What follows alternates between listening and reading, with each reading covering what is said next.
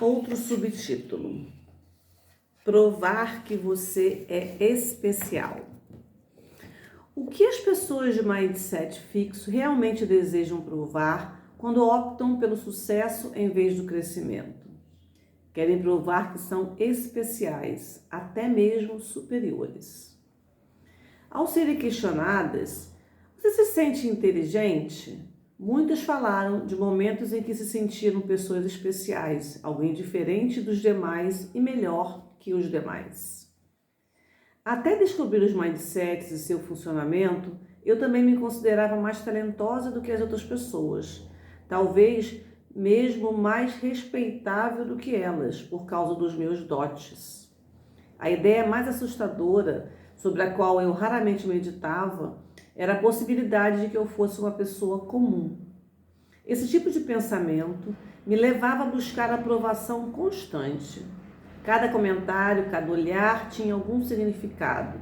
Ficava registrado na pontuação de minha inteligência, de minha beleza, de minha simpatia pessoal. Se o dia fosse favorável, eu poderia me satisfazer com as notas elevadas que recebesse. Numa noite de inverno muito fria, fui à ópera. Naquela noite, a ópera foi excepcional. E todos permaneceram no teatro até o fim, não só do espetáculo, mas até terminarem todos os aplausos. Em seguida, todos saímos para a rua e todos queríamos tomar um táxi. Lembro perfeitamente. Já passava de meia-noite, fazia 14 graus abaixo de zero. O vento era forte e, à medida que o tempo passava, eu me sentia cada vez mais desconfortável. Ali estava eu, parte de uma multidão em que todos eram iguais. Que possibilidades teria? De repente, um táxi parou bem junto a mim. A maçaneta da porta traseira ficou exatamente diante de minha mão e, quando entrei, o motorista afirmou: "A senhora é diferente." Eu vivia para aqueles momentos. Não apenas eu era especial, mas isso podia ser percebido à distância.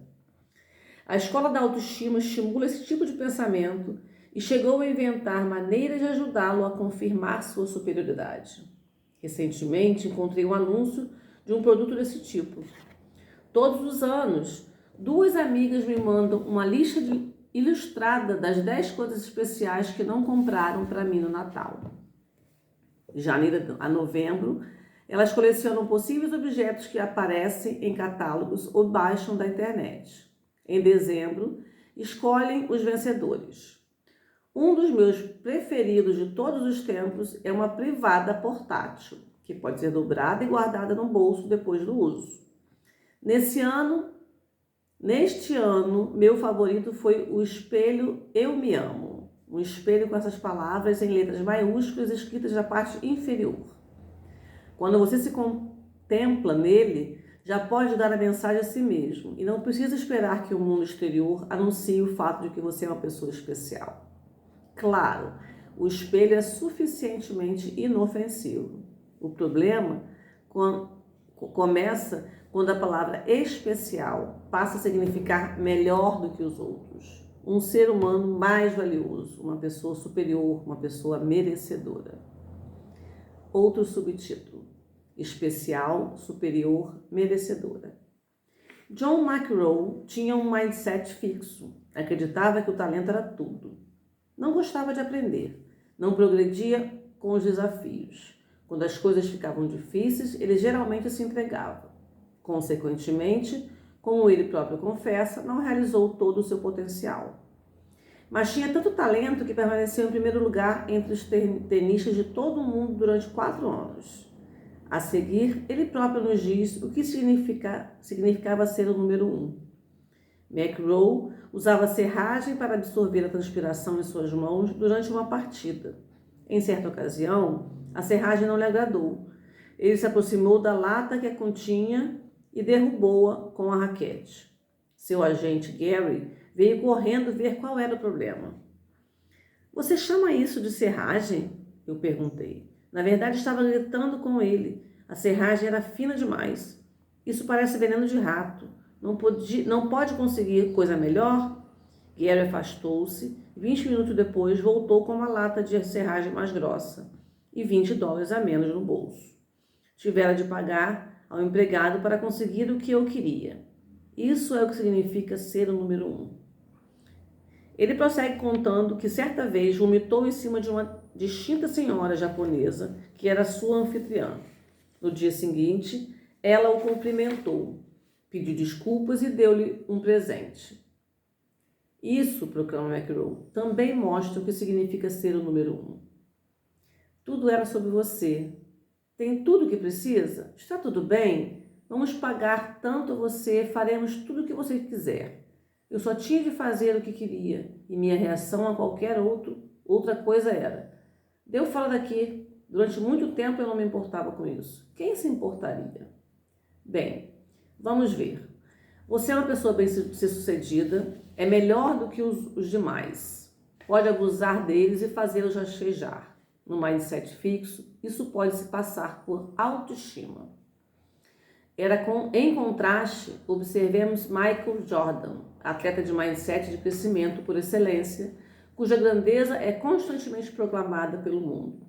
Super-homem, Deus em pessoa, Jesus com uniforme de basquete. Se alguém tem motivos para se sentir especial, é ele. Mas eis o que disse quando voltou a jogar basquete, causando grande comoção. Palavras do Michael Jordan.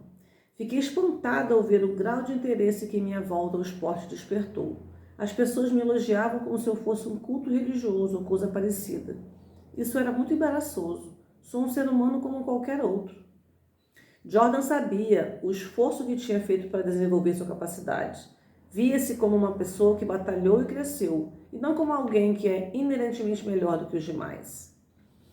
No livro Os Eleitos, Tom Wolfe descreve os pilotos militares de elite que adotam avidamente o mindset fixo. Por haverem passado por uma série de testes rigorosos, acreditam-se especiais. Pessoas que nasceram mais inteligentes e mais valentes do que os demais. Mas Chuck Yeager, o herói do livro, exprime opinião diferente. Não existe essa coisa de piloto nato. Quaisquer que fossem minhas aptidões ou meu talento, foi preciso trabalhar arduamente para me tornar um piloto eficiente. Foi realmente um aprendizado de toda uma vida. Os melhores pilotos voam mais tempo do que os outros, por isso são os melhores. Tal como Michael Jordan, Yeager era um ser humano. Simplesmente desenvolveu-se mais do que a maioria das pessoas.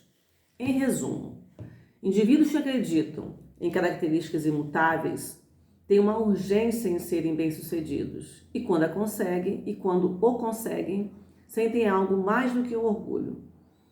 Podem ter uma sensação de superioridade, pois o sucesso significa que seus traços imutáveis são melhores do que os dos demais.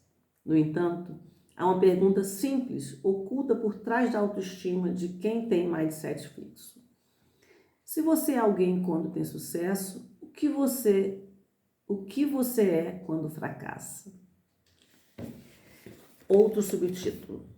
Os mindsets mudam o significado de fracasso. O casal Martin adorava o filho Robert, de 3 anos, e sempre contava com admiração as façanhas da criança. Nunca existira um menino tão esperto e criativo quanto o filho deles. Mas Robert fez uma coisa imperdoável. Não conseguiu ser aceito no principal colégio pré-escolar de Nova York. Depois disso, o casal ficou mais frio em relação a ele. Já não falavam dele da mesma forma e não o tratavam com o mesmo orgulho e afeto. O menino já não era o mesmo brilhante Robert. Havia se desacreditado e os envergonhou. Na tenra idade de 3 anos, era um fracassado. Como ela assinala um artigo do New York Times, o fracasso se transformou, passando de um fato, eu fracassei, a uma identidade, sou um fracassado. Isso é especialmente verdadeiro no mindset fixo. Quando eu era criança, também me preocupava em ter o mesmo destino de Robert. Na 6ª série, eu era a melhor aluna da escola em ortografia. O diretor queria que eu participasse de um concurso entre as escolas da cidade, mas recusei. No ensino médio, era excepcional em francês. A professora quis que eu entrasse numa competição escolar. Novamente recusei. Por que arriscaria transformar o sucesso em fracasso? para passar de vencedora a perdedora? Ernie Els, grande jogador de golfe, também se preocupava com isso. Finalmente, venceu um torneio importante, depois de um intervalo de 5 anos, durante o qual perdeu uma série de disputas. O que aconteceria se perdesse também aquele torneio? Eu teria sido uma pessoa diferente, diz ele. Teria sido um perdedor. A cada ano, em abril, quando os envelopes finos, as cartas de rejeição, chegam das universidades, inúmeros fracassados são criados em todo o país.